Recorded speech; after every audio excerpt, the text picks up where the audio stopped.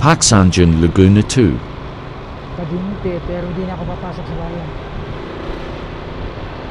Tapos labas ako ng Kaliraya, and then kakanan ako ng Kalayaan, diretso na lang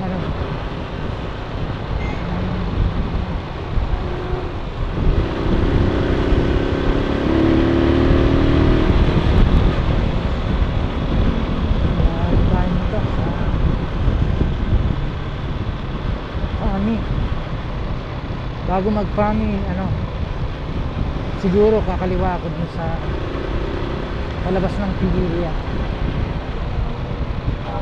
Okay, pero kung